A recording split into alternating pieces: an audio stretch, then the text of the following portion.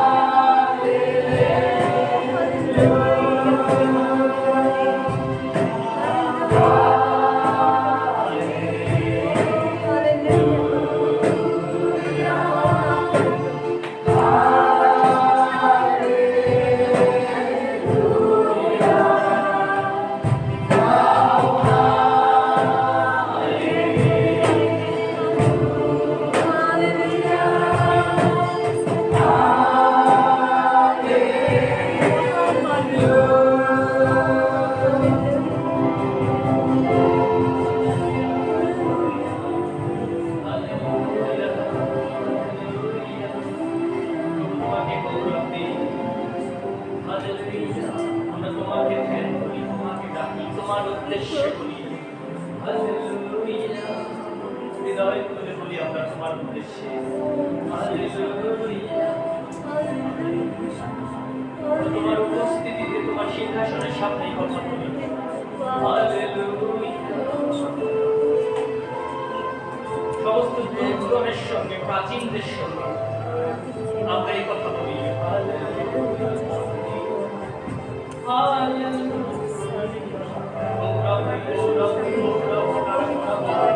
প্রশংসা হলো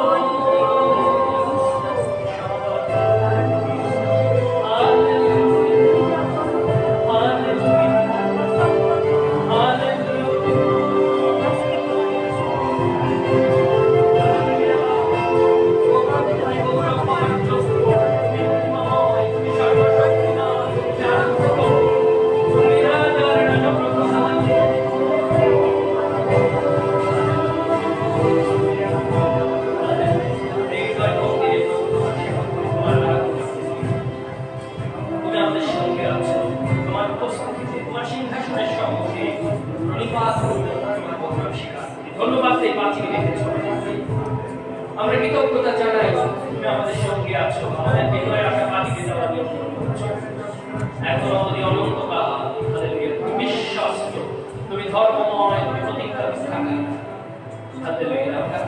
আমরা আনন্দ করে করব তুমি আমাদের মধ্যবর্তী, তুমি জগতের মধ্যবর্তী ব্যক্তি অপেক্ষা মহান, তুমি অতুলনীয়, অদ্বিতীয়, তুমি আদিতে ছিলে, অদ্য আছো, তুমি চিরকাল থাকবে, তুমি জিহ্বা সদা। আমরা তোমারই ঘোষণা করি, তোমার উপস্থিতিতে তোমারই আরাধনা, সমস্ত গৌরব, স্তুতি, প্রশংসা, ইবাদত আমাদের প্রাণকর্তা মহান মহারাজ প্রভু যীশু খ্রিস্টের নামে উৎসর্গ করি। দয়া করে বসবেন প্রভুর উপস্থিতিতে।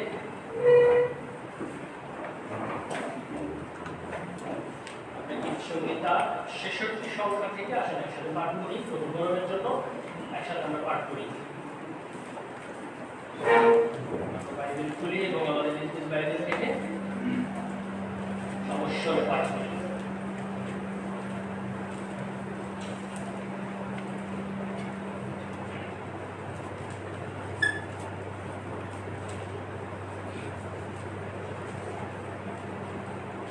সংহিতা ৬৬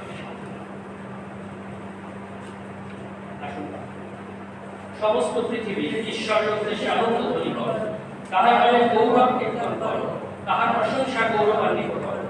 ঈশ্বরকে বলো, তোমার কর্ম সকল কি ভয়াবহ, তোমার পরাক্রমের মহত্বে তোমার সূর্যগণ তোমার কর্তৃত্ব স্বীকার করিবে। সমস্ত পৃথিবী তোমার কাছে প্রণিপাত করিবে ও তোমার উদ্দেশ্যে সঙ্গীত করিবে, তাহারা তোমার নাম কীর্তন করিবে। চল ঈশ্বরের ক্রিয়া সকল দেখো, মনুষ্য সন্তানদের বিষয় তিনি সর্বাপেক্ষা ভয়াবহ। তিনি সমুদ্রকে শুষ্ক ভূমিতে পরিণত করিবেন, লোকেরা নদীর মধ্য দিয়া পদপথে ভ্রমণ করিবে, তাহাদের সেই স্থানে আমরা আনন্দ করিলাম। এই নিজ পরাক্রমে অনন্তকাল কর্তৃত্ব করেন, তাহার চক্ষু জাতিগণকে নিরীক্ষণ করিতেছে, বিদ্রোহীরা অপরাধীকে উচ্চনা করো। হে জাতিগণ, আমাদের ঈশ্বরের ধন্যবাদ করো, তাহার প্রশংসা ধ্বনি শ্রবণ করাও। তিনি আমাদের প্রাণ জীবদ্দশায় রাখেন, আমাদের চলন করিতে দেন না। কেননা হে ঈশ্বর, তুমি আমাদের পরীক্ষা করিয়াছ, রৌপ্য প্রতিবার নেই আমাদেরকে ভোট দিয়াছ। তুমি আমাদেরকে জালে ফেলিয়াছ, আমাদের অভিদেশে ভারগ্রস্ত করিয়াছ। তুমি আমাদের মস্তকের উপর দিয়ে অশ্বারোহী মনুষ্যদিগকে চলাইয়াছ। আমরা অগ্নি জলমধ্য দিয়া গমন করিয়াছি, তথাপি তুমি আমাদেরকে সমৃদ্ধ স্থানে আনিয়াছ। আমি হুমবলি লইয়া তোমার গৃহে প্রবেশ করিব, তোমার উদ্দেশ্যে আমার সেই ভারত সকল পূর্ণ করিব, যাহা আমার সাধারণ উচ্চারণ করিয়াছে, যাহা সংকটের সময় আমার মুখ খুলিয়াছে। আমি তোমার উদ্দেশ্যে মেঘযুক্ত হুমবলি উৎসর্গ করিব, তাহার সহিত বেশ উদ্ভুক্তাহ করিব, স্বাস্থ্যের সহিত বৃদ্ধিক্ত পরিধান করিব। হে ঈশ্বরের প্রদক সকলে, তোমরা আসিয়া শ্রবণ কর। আমার প্রাণের জন্য তিনি যা করিয়াছেন তাহা বর্ণনা করি। আমি নিজ মুখে তাহাকে ডাকিলাম, তাহার প্রতিষ্ঠা আমার জিহ্বা করে ছিল। যদি চিত্তে অর্থের দিকে মুখ রাখিতাম, তবে শুনিতেন না, কিন্তু সত্য ঈশ্বর শুনিয়াছেন। তিনি আমার প্রার্থনার অবধান করিয়াছেন। ধন্য ঈশ্বর, যিনি আমার প্রার্থনা এবং আমাদের নিজ দ্বারা দূর করেন। আমরা সেই সেই দয়াবান, ক্ষমাবান, কৃপাবান সদাপ্রভুর সম্মুখে আরেকবারে সকালে উপস্থিত হতে পেরেছি। সমস্ত গৌরব আমি প্রভুকে দিই সকালে। হালেলুয়া। যদিও সকালটা বৃষ্টি বিঘ্নিত, হয়তো অনেকে এখনো ঘরটি বেরোতে পারেনি, আমরা চেষ্টা করছি যাতে মণ্ডলীতে উপাসনা গৃহে এসেই আমরা উপস্থিত হয়ে একসাথে এক কণ্ঠে প্রভুর গৌরব প্রশংসা করতে পারি। এবং সেই জন্য আমাদের আসলে যেহেতু আমরা করোনা ভাইরাসের ভয়াবহতার মধ্য দিয়ে এখন যাচ্ছি, তাই আমাদের যথাসাধ্য সাবধানতা আমরা অবলম্বন করছি। সবাইকে আবার অনুরোধ করছি, যারা এসেছেন মাস্ক পরে এসেছেন নিশ্চয়, যারা হয়তো হাত পরিষ্কার করেননি, আমাদের এখানে হ্যান্ড ওয়াশ আছে, বাথরুমে আছে, বাইরে হ্যান্ড র্যাপ আছে। অনুরোধ করবো যে একটু ব্যবহার করার জন্য, নিজেদের ভালো থাকার জন্য, যাতে আমরা একসাথে হয়ে প্রশংসার সমাধান করতে পারি। ধন্যবাদ দিই যারা উপস্থিত হয়েছেন এই সংকটের মধ্যেও, যারা বিশ্বাস রেখেছেন, প্রভুকে ভালোবেসে এসেছেন, সবাইকে অনেক অনেক কৃতজ্ঞতা জানাচ্ছি, শুভেচ্ছা জানাচ্ছি। এবং আমরা উপস্থিত হওয়ার সাথে সাথে আমাদের এই উপাসনা আমরা ফেসবুক লাইভে রাখছি। যারা নিয়মিতভাবে আমাদের টেকনোলজি অ্যাসেম্বলির এই পেজে যারা খোঁজখবর রাখছেন, লাইভ দেখছেন, সবাইকে শুভেচ্ছা জানাচ্ছি দেশে এবং দেশের বাইরে। আমরা অনেক কৃতজ্ঞতা জানাচ্ছি। আমরা তাদের জন্য প্রার্থনা করি। আমরা মনে করি যে বিশ্বাসে আমরা একসাথে যে যেখানে থাকি প্রভুর গৌরব আমরা করতে পারছি। আমরা যখন ওয়ার্শিপ করি, আরাধনা করি, আপনারা যেখানে আছেন ঘরে থেকেও এই আরাধনায় একসাথে গান করতে পারেন, কণ্ঠ মেলাতে পারেন, হৃদয় খুলে দিতে পারেন। তাতেও আমরা প্রভু আমাদের হৃদয় দেখছেন, আমাদের প্রশংসায় আছি। সমস্ত গৌরব আমরা প্রভুকে দিই। যদি সময় কোনো প্রার্থনার বিষয় থাকে, ধন্যবাদের বিষয় আমরা একসাথে শুনে কিছু সময় আমরা প্রভুকে আরেকবার ধন্যবাদে আমাদের প্রার্থনা তার কাছে তুলে ধরি। তিনি আমাদের প্রার্থনা শুনছেন, উত্তর দিচ্ছেন, সংকটেও প্রভু সুপ্রাপ্য সহায়। আসলে আমরা ধন্যবাদ করি। যদি কোনো বিষয় থাকে প্রার্থনা করি, আমরা প্রভুর কাছে আমাদের বিরতি রাখি।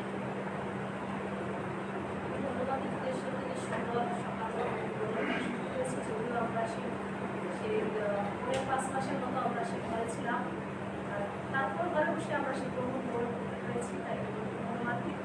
আর আমাদের আত্মীয় স্বজন প্রয়োজন, আমাদের পরিস্থিতি থেকে সে সুস্থ আছে, আর এভাবে এমনিভাবে সুস্থ থাকতে পারে। আমরা সেই প্রভুকে নির্ভর থাকি, আমরা যেন সেই ভাবিত না হই, কারণ সেই বাইবেলে লেখা আছে সমস্ত ভাবনার আমার পক্ষে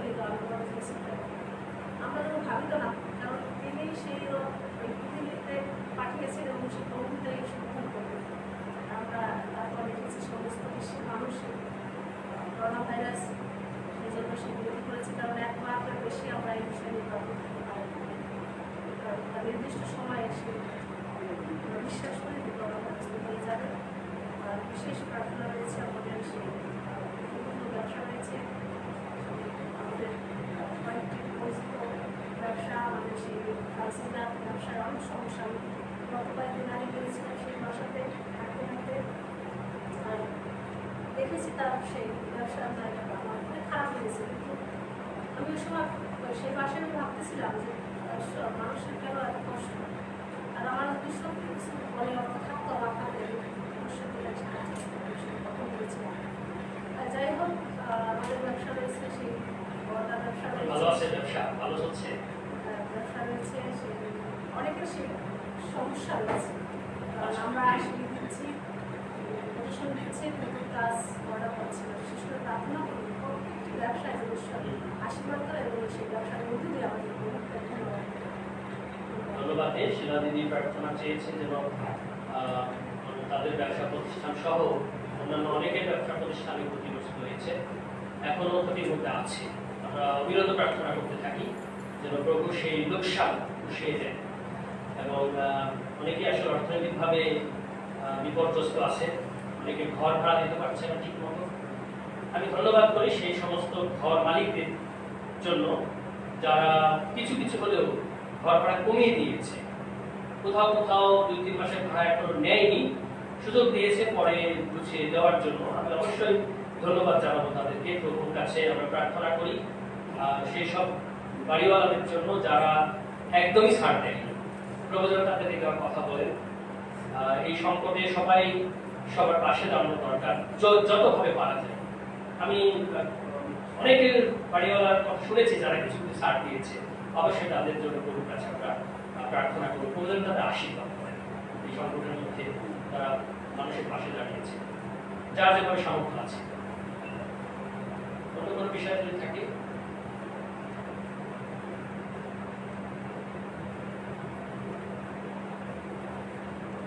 যদি না থাকে আমরা ধন্যবাদ করি যে আমরা ভালো আছি, সুস্থ আছি। এখন পর্যন্ত সুস্থতায় প্রভুর চরণে আসছি। 5 মাস দীর্ঘ সংগ্রাম, ঘরের মধ্যে থাকা, ছেলেমেয়েরা ঘরের মধ্যে আটকে ছিল, তারা দম বন্ধ হয়ে যাওয়া, কেউ কেউ ছিল বাথরুম আর খাবার টেবিল ছাড়া, বেডরুম ছাড়া, লাইফটা যে আর কোথাও নাই। এরকম আমরা প্রভুর গৌরব করি, আমাদের বিশ্বাস করতে পারছি। ছেলেমেয়েরা যারা স্কুলে আছে তারা এখন স্কুলে যেতে পারছে না। স্কুলে যাওয়াটা একটা মজার ব্যাপার, বন্ধু বান্ধবের সাথে একসাথে তারা হইচই করবে, ক্লাস করবে, সেটি হচ্ছে না। এখন ওই জুম নামক এক অদ্ভুত মানে কি বলবো, এখন ওই জুমের মধ্য দিয়ে আর কি শেষ সফল যতটুকু সম্ভব চেষ্টা করছে। তবুও আমি বলবো যে বাংলাদেশ সরকার এই বিষয়ে চেষ্টা করছে এবং এই আমাদের যে ডিজিটাল হওয়ার যে সুযোগ সেটা আমরাও নিচ্ছি মণ্ডলীতে, এবং বিভিন্ন চার্চ বিভিন্নভাবে বিভিন্ন প্রেয়ার মিটিং, বাইবেল স্টাডি এই অনলাইনের মধ্য দিয়ে করছে, যার বেনিফিট আমরা পাচ্ছি, প্রভুর বাক্য অন্তত শুনতে পাচ্ছি এই সময়ের মধ্যে। সেটি আমাদেরকে অনেক শক্তি যোগাচ্ছে। আমি ধন্যবাদ দিই বাংলাদেশ সরকারের জন্য। আমরা সমস্ত কিছুকে প্রভুর কাছে রাখি। আমরা আমাদের ম্যাডামের জন্য ধন্যবাদ করি, তিনি ভালো আছেন এবং আগামী মাসে সায়নদাদের বিয়ের যে অনুষ্ঠান হবে সেখানে যাওয়ার জন্য প্রস্তুতি নিচ্ছেন। সেখান থেকে ফিরে আসলে আবার তাকে হোম কোয়ারেন্টাইনে থাকতে হবে। সব মিলায়ে আমরা তার জন্য প্রার্থনা করি।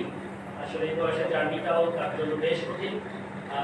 বাংলাদেশে যাওয়ার সময় তাকে একাধিকবার কোভিড-19 টেস্ট করতে হয়েছে, পাসপোর্ট অফিসে দৌড়াতে হয়েছে।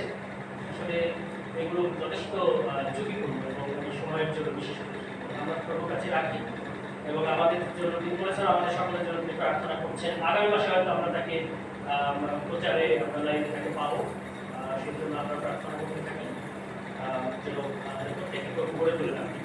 আসলে আমরা কিছু সময় প্রার্থনা করি, যার যে বিষয় মনে পড়ে আমাদের আত্মীয় প্রিয়জন, পরিবারবর্গ, প্রতিবেশী, বাড়িওয়ালি সবাইকে আমরা প্রার্থনা করে করি এবং যারা অসুস্থ আছে আমাদের প্রশাসনে সবাইকে আমরা করে করি। আসলে জীবন্ত ঈশ্বর, আমাদের প্রেমময় স্বর্গস্থ পিতা, তুমি স্নেহশীল ও করুণাময়, দয়ার মহান প্রভু, তুমি আরাধনকারী, তুমি প্রার্থনা শ্রবণকারী, তুমি যোগানদাতা প্রভু। আমরা বিশ্বাস করি তুমি আমাদের ধার্মিকতা, আমাদের পতাকা। ও প্রভু, তোমার কাছে আমরা এই সময় প্রতিবাদ করি, তোমার সামনে আসি। তুমি আমাদের ভালোবেসেছো তোমার আপন পুত্র যীশু খ্রিস্টের মধ্য দিয়ে। তুমি আমাদেরকে তোমার সন্তান হওয়ার অধিকার দিয়েছো, তোমার পরিবার মুক্ত করেছো। তুমি তোমার আপন প্রজা হিসাবে তোমার চরণিতে আমাদেরকে রেখেছো। আমরা সেজন্য ধন্যবাদ জানাই তোমাকে। আমাদের সে বিশ্বাস দিয়েছো, সে প্রত্যাশা দিয়েছো, নির্ভরতা দিয়েছো। সেজন্য আমরা তোমার নামে বাইরে আসতে পারি, ভিতরে যেতে পারি। প্রভু, আজকে এই উপাসনায় যারা এসেছি আমরা গৌরব করতে এসেছি। আমরা তোমার সিংহাসনের সামনে এসেছি, তোমার প্রাপ্য সম্মান আমরা তোমাকে দিয়েছি। আমরা প্রার্থনা করি প্রভু, এই সময়, এই করোনার সময় প্রভু যারা প্রিয়জন হারিয়েছে সেই সমস্ত পরিবারগুলোকে তুমি সান্ত্বনা দান করো প্রভু। তোমার সান্ত্বনাই প্রভু, তোমার সেই জীবনের ঈশ্বরটাই যেন শান্তি পেতে পারে। এই দেশের মানুষকে তুমি সাহায্য করো, যারা অসুস্থ আছে প্রভু যিশু তুমি তাদেরকে স্পর্শ করো। এই দেশ থেকে প্রভু তুমি এই করোনা ভাইরাসের মহামারী তুলে নাও এবং আমাদেরকে ক্ষমা করে দাও, আমাদের পরিবর্তন দাও, আমাদের মন পরিবর্তন দাও, এই দেশের মানুষের এই জাতির মন পরিবর্তন দাও। প্রভু, তুমি যে তোমার রব তুমি এখানে রেখেছো, তুমি যে আহ্বান তুমি রাখছো প্রভু, সেটি বুঝতে প্রত্যেককে সাহায্য করো। যারা ব্যবসায় চাকরিতে অন্যান্যভাবে ক্ষতিগ্রস্ত হয়েছে, অনেক বাড়িওয়ালারা ক্ষতিগ্রস্ত হয়েছে, অনেকে বাড়ি ভাড়া দিতে পারেনি, অনেক ভাড়া দিয়ে চলে গেছে। আমি প্রার্থনা করি তাদের তুমি যোগান দাও, প্রতিপুষিয়ে দাও। যেসব বাড়িওয়ালারা, বাড়ির মালিকরা প্রভু তাদের ভাড়াটিয়াদের ভাড়া কমিয়ে দিয়েছে, তুমি তাদেরকে আশীর্বাদ করো। যারা মৌকুফ করে দিয়েছে, 2-3 মাসের ভাড়া এখনো নেয় নাই, চাপ দিচ্ছে না, প্রভু তাদেরকে আশীর্বাদ করো। যারা একদমই কমায় নাই, আবার কারো কারো ভাড়া বাড়িয়েছে, প্রভু এই সময় বিবেচনা দাও, বিবেক দাও, তুমি তাদের হৃদয়ের কথা বলো। প্রভু তারা যেন তোমাকে ভয় করতে পারে, তুমি যে সমস্ত প্রয়োজন মেটাতে সক্ষম, অন্যান্য তোমার কাছে সমস্ত জোগাড় আছে, তুমি জীবনবাদ দিলি, একে বুঝতে আমাদেরকে সাহায্য করো। আর্থিকভাবে তোমাকে বেড়ে উঠতে সাহায্য করো। প্রভু আজকে আমরা যে উপাসনায় এসেছি, প্রত্যেকের এই উপস্থিতিকে তুমি গ্রহণ করো। প্রভু আমাদেরকে তুমি স্পর্শ করো, নিরাপত্তা দাও। আমরা যখন বাইরে যাব, যেন আমরা সুস্থ থাকতে পারি, যেন কোনোভাবে কোনো ভাইরাস, কোনো অসুস্থতা আমাদের আক্রমণ না করতে পারে। আরেকবার তোমার রক্তে আমরা আবৃত হই। তোমার কাছে সমস্ত ভার দিই। আমাদের প্রিয়জন, আত্মীয়, আমাদের পরিবারবর্গকে সবাইকে তুমি সুরক্ষা করো। এই দেশকে তোমার কাছে, এই দেশকে তুমি সুরক্ষা করো। আমাদের সরকারকে তুমি আশীর্বাদ করো, সঠিক এবং ন্যায্যতার সাথে দেশ পরিচালনা করতে সাহায্য করো। প্রভু যেন এখানে কোনো অবিচার, অন্যায়, প্রভু দুর্নীতি, প্রভু আরো অনেক জঘন্য জঘন্য অপরাধ সংঘটিত হচ্ছে, যেন আমাদের প্রশাসন, প্রভু যথাযথ আমাদের বিচার ব্যবস্থা যথাযথ ভূমিকা রাখতে পারে। দেশের আইন যেন সঠিকভাবে, ন্যায্যভাবে প্রয়োগ হয়, এবং আমাদের দেশের জনগণকে প্রভু তুমি সাহায্য করো, যেন স্বাস্থ্য সচেতন, আইন সচেতন এবং পরস্পরের সাথে আমাদের যে দায়িত্ববোধ রয়েছে সেই বিষয়ে তুমি সচেতন করো, যেন আমরা তোমাকে ভয় করতে পারি, তোমার শাসনের কাছে আসতে পারি।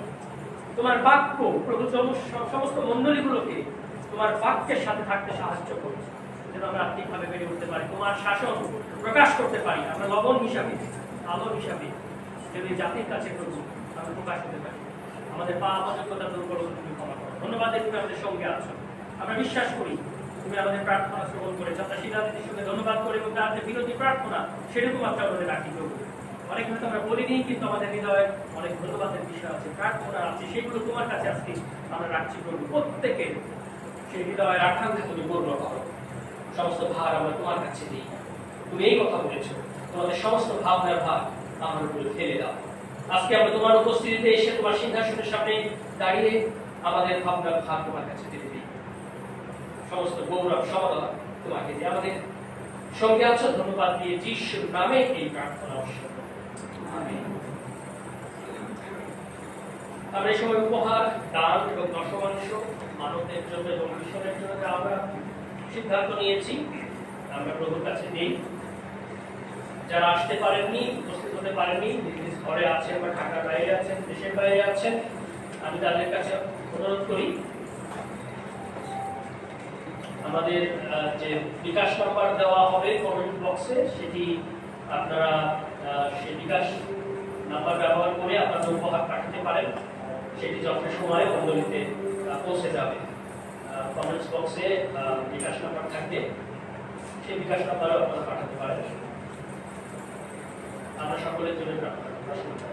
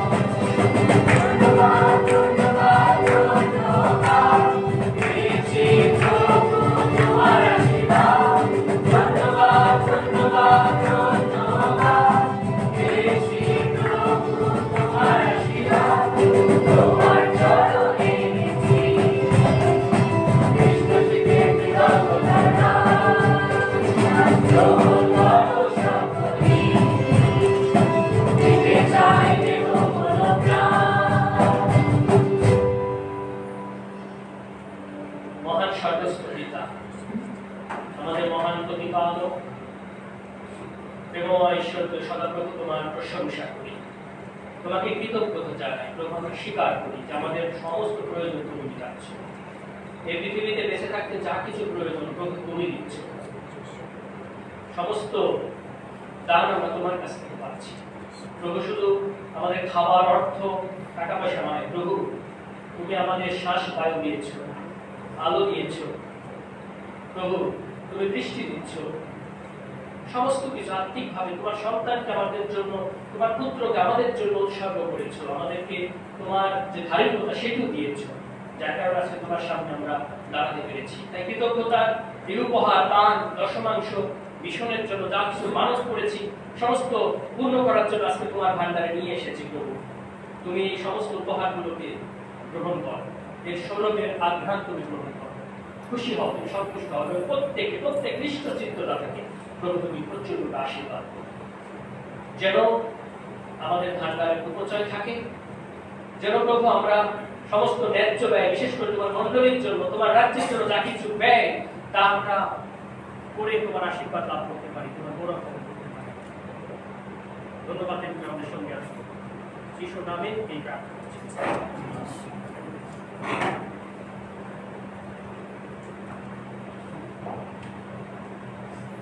আমি বিশেষ করে আমাদের ফায়ার টিমকে ধন্যবাদ দেব, কারণ যখন লকডাউনে আমরা ছিলাম, মন্ডলীতে আসতে পারিনি, বিভিন্নভাবে তারা চেষ্টা করেছে সাহায্য করার জন্য। বিশেষ করে আমরা স্টিভকে অবশ্যই ধন্যবাদ দিব, সেই ঘরে থেকেও প্রতিনিয়ত আমাদেরকে শীতে নিয়ে গিয়েছে। আমরা ফেসবুকের মধ্য দিয়ে লাইভে আমরা তার সাথে অংশগ্রহণ করে আলোচনা করেছি, এবং লেয়াকে এবং লেয়া সহ যারা আমাদের টিমে আছে সবাইকে ধন্যবাদ দিই।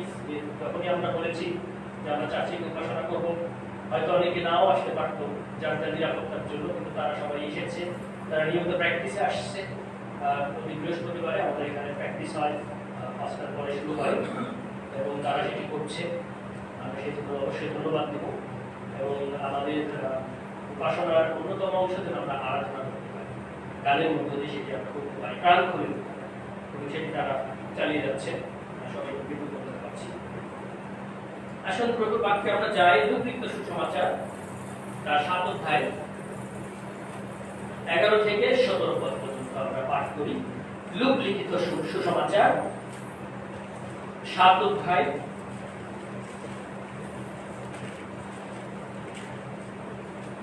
11 পদ থেকে 17 পদ পাঠ করছি।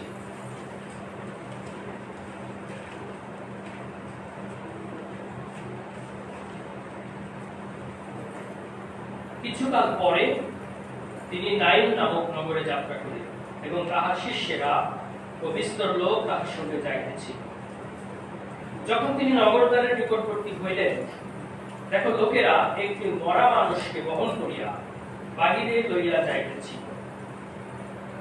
সে আপন মাতার একমাত্র পুত্র, এবং সেই মাতা বিধবা। আর নগরের অনেক লোক তাহার সঙ্গে ছিল।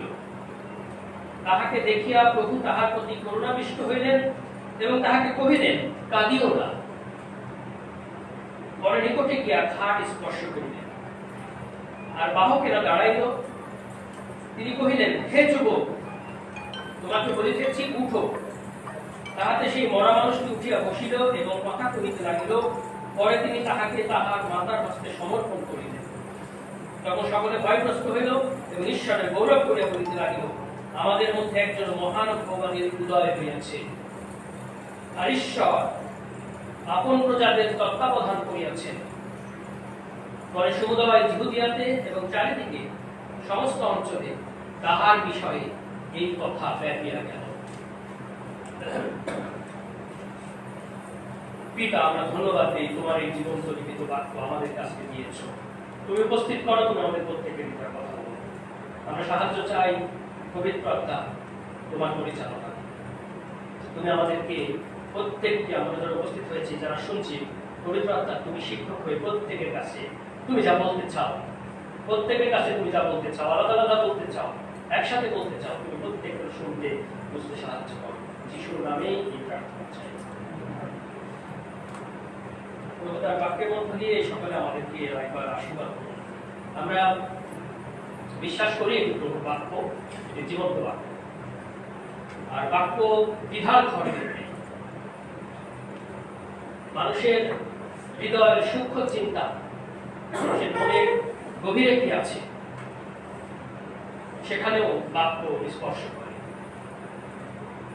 আমরা অনেক বই পড়ি, সেগুলো গল্প, সাহিত্য, উপন্যাস, কবিতা, অনেক কিছু পড়ি, অনেক সায়েন্সের বই পড়ি, অনেক অঙ্ক পড়ি, অনেক জ্ঞান অর্জনের জন্য অনেক কিছু করি। সেটা আমাদের মাথা ভর্তি করে, জ্ঞানে আমাদের মাথা ভর্তি করে দেয়। আমরা অনেক পাণ্ডিত্য অর্জন করতে পারি, অনেক অনেক উপদেশ দেই, সুন্দর সুন্দর অনেক ইন্সপিরেশন দেই, অনেককে অনেক উদাহরণ দেই, এবং সেই জন্য অনেক মানুষ, বিশেষ করে জ্ঞানী লোকেরা যারা ভালো ভালো বক্তৃতা, অনেক ভালো ভালো বই পড়ে, বাইবেলও পড়ে। কিন্তু প্রভুর বাক্যের যে জ্ঞান, প্রভুর বাক্যের যে তত্ত্ব, সেটি আমাদেরকে শুধু মাথায় থাকে না, এটি আমাদের হৃদয়ে প্রবেশ করে।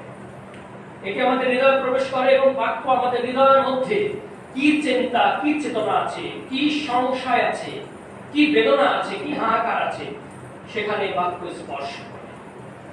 কারণ এটি জীবন্ত বাক্য। দেখাচ্ছে ঈশ্বরের বাক্য জীবন্ত ও কার্যশাল। ইব্রিয় 4:12 সেই কথা বলে। আজকে আমাদের বিষয় ঠিক নয়, কিন্তু আমাদের বিষয় হচ্ছে ঈশ্বর সদাপ্রভু, তিনি দুর্দশাগ্রস্তর তত্ত্বাবধানকারী।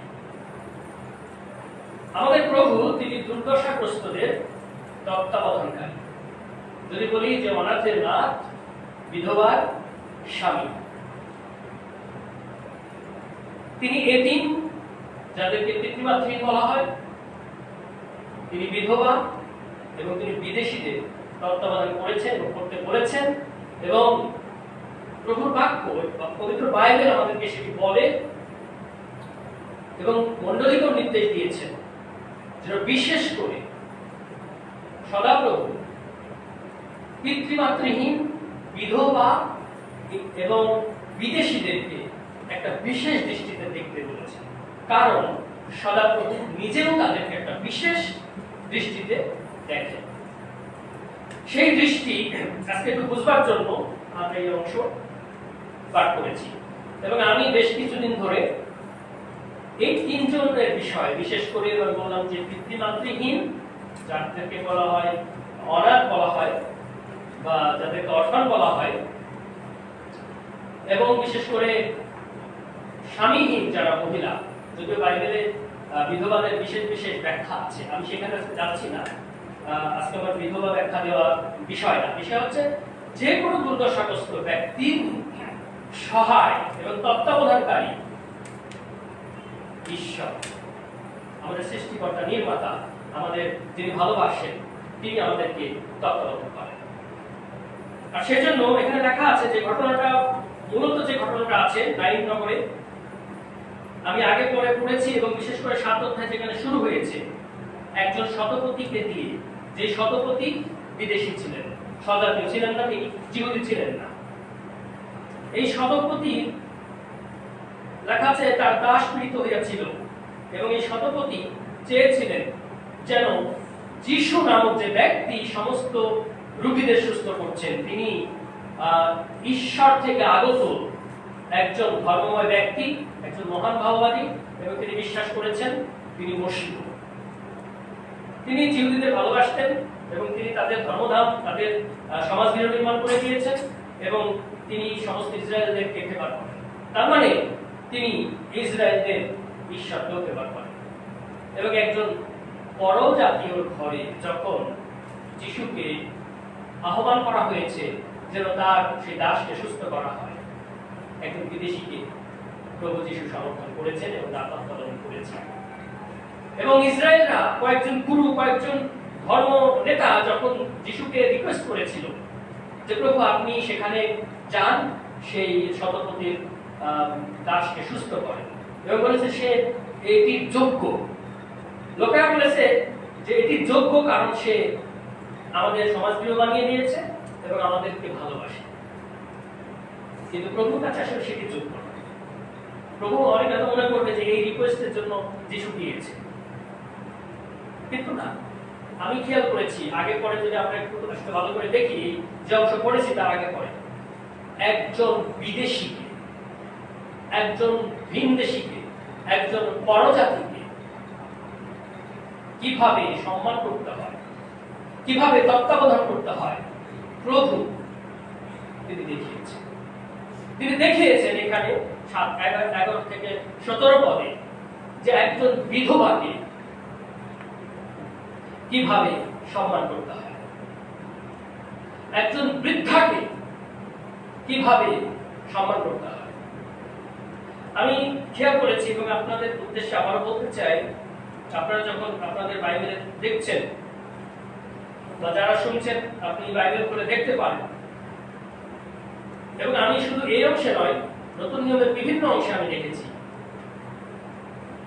প্রভু যিশুর কাছে যারা এসেছে আশীর্বাদ নেওয়ার জন্য, সুস্থতা নেওয়ার জন্য, সবাই এসেছে জীবন থাকতে, খেয়াল করবেন, বেঁচে থাকতে। মারা যাওয়ার পরে কেউ কিন্তু যিশুর কাছে আসেনি। এবং কি আমরা জানি লাসারকে প্রভু যিশু জীবিত করেছেন, কিন্তু লাসারের বোনরা তাকে জীবিত করতে রিকোয়েস্ট করেন নাই। লাসারের বোনেরা বলেন নাই যে আপনি তাকে উঠান, বলেছেন আপনি যদি এখানে থাকতেন আমার ভাই মারা যেত না। যদি দুঃখলিখিত সুসমাচার আমরা আরেকটু আগাই তা 15 অধ্যায়ে 8 অধ্যায়ে 49 এবং 50 পদে আছে জাইরের কন্যা, 12 বছরের কন্যা না, এখানে দুইজন যুবক এবং যুবতীর বিষয় আছে। আমরা যেখানে আজকে পড়েছি 7 অধ্যায়, এখানে একজন যুবক, বিধবার ছেলে যুবক, আর জাইরের কন্যা যুবতী 12 বছর না, খুবই ইয়ং। সেখানে যিশুকে যাওয়ার জন্য রিকোয়েস্ট করা হয়েছিল। সেখানে যিশু যাচ্ছেন, রাস্তার মধ্যে একজন খবর পাঠালো সেই সমাজগৃহের নেতাকে, সমাজপতিকে, আর কোনকে কষ্ট দেবেন না, আপনার মেয়েটি মারা গিয়েছে।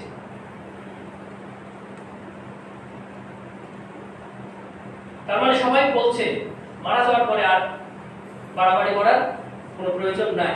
প্রভু যিশু এই অংশে আমরা আজকে শিখবো, তিনি দুটো তার চরিত্র আমাদের কাছে দেখিয়েছেন। একটি হচ্ছে তিনি দয়াবান, তিনি তার দয়া দেখিয়েছেন, আরেকটি তিনি ক্ষমতাবান, তিনি তার ক্ষমতা দেখিয়েছেন।